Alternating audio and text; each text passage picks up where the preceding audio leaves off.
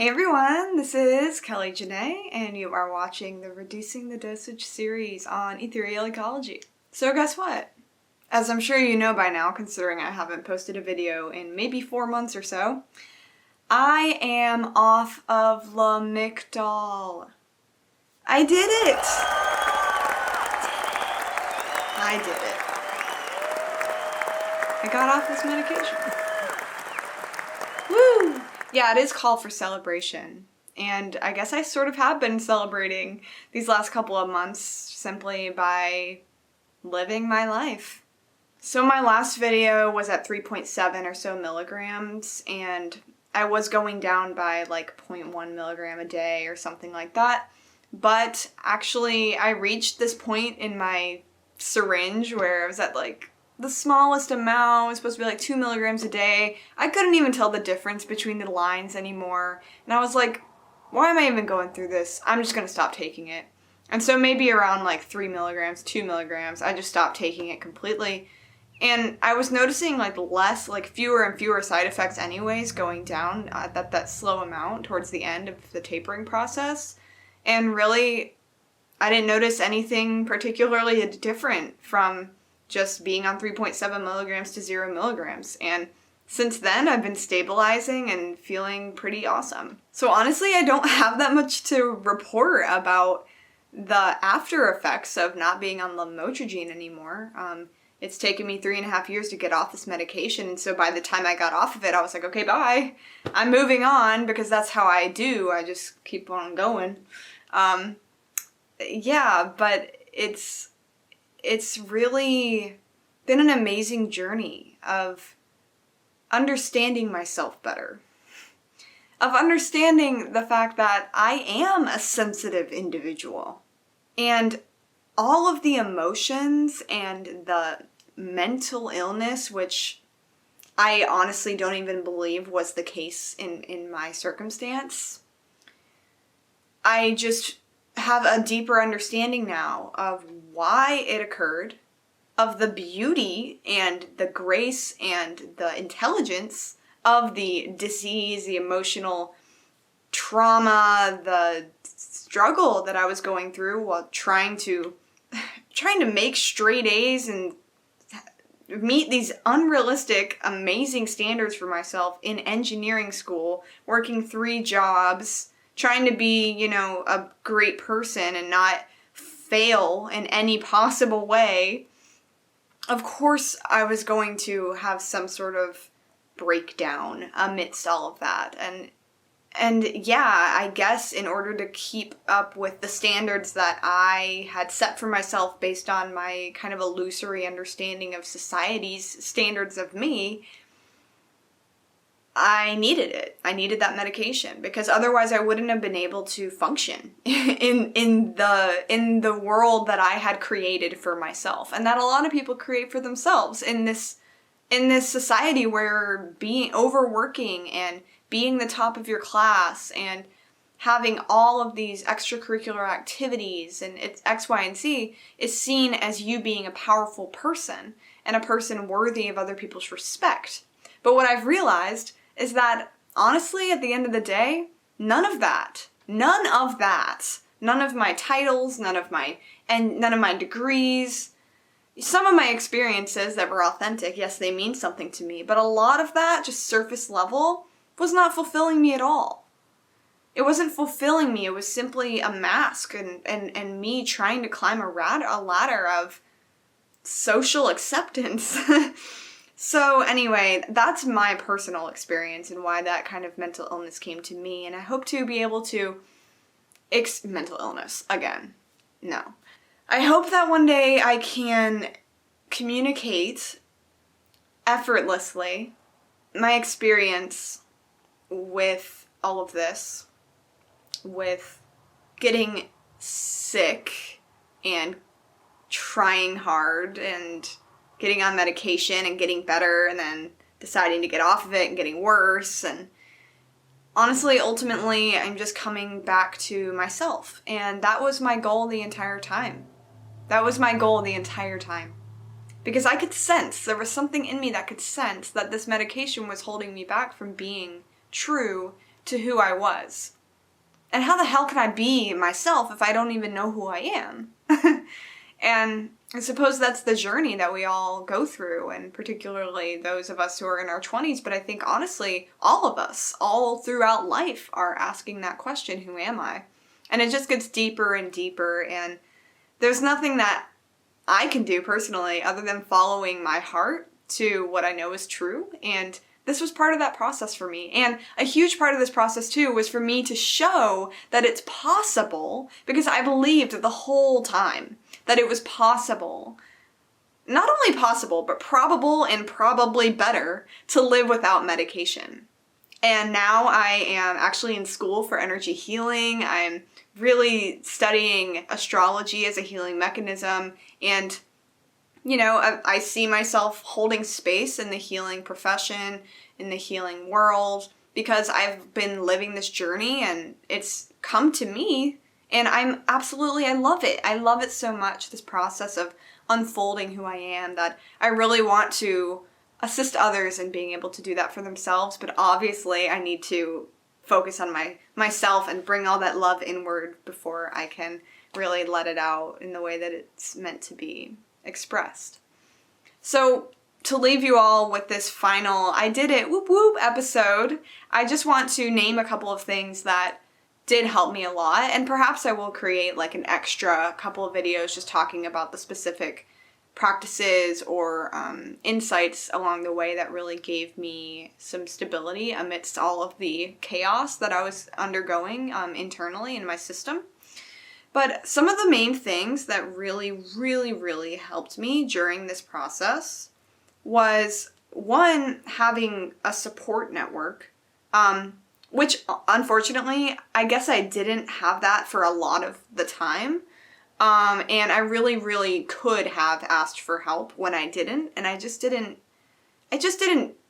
for whatever reason, it just didn't process in my mind that it was worth my investment to get a therapist or to be in some sort of program. Particularly therapy is extremely important for people who want to get off people who want to get off medication in general, because so much is going to come up, and we're not meant to deal with that alone. We have all the resources within us, but sometimes we need that reflection from another trained professional and somebody to talk to and to support us and be our ally in this process. And it was actually hard for me to find therapists at first who really understood what I was doing, and I got a lot of pushback from psychiatrists, from therapists, but I really feel like a lot of that was my own belief systems about there not being enough support for me in the world, and that people would not support me.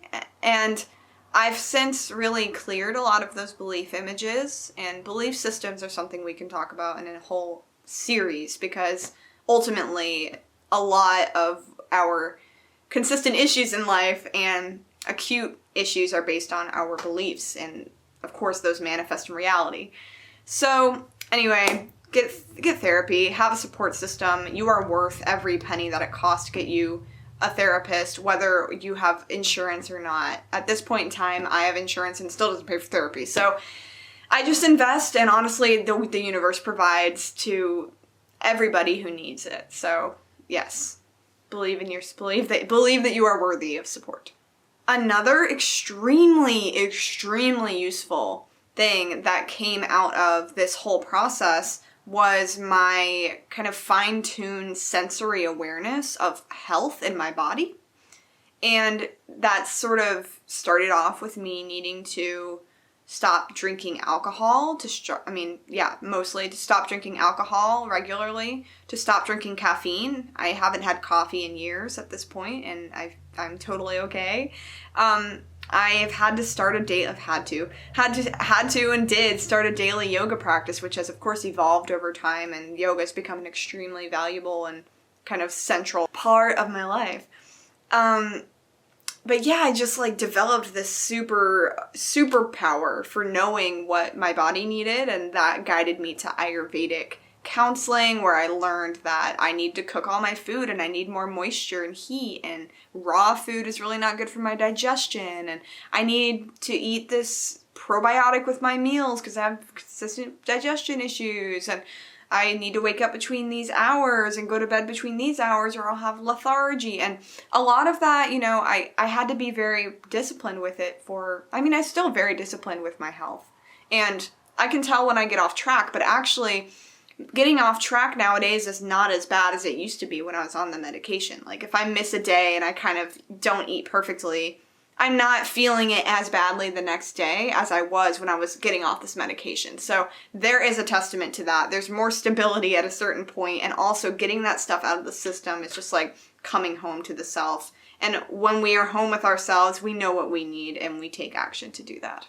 A third extremely helpful tool that I found kind of late in the process of getting off this medication was that of Kundalini Yoga. Specifically, Kundalini Yoga. This type of yoga, for whatever reason, really, really helps me. And it really focuses on the nervous system, the endocrine system. It focuses on the chakras and the energy body. And it really clears a lot of stuff that, you know, we accumulate on a daily basis or throughout lifetimes or throughout this lifetime, whatever.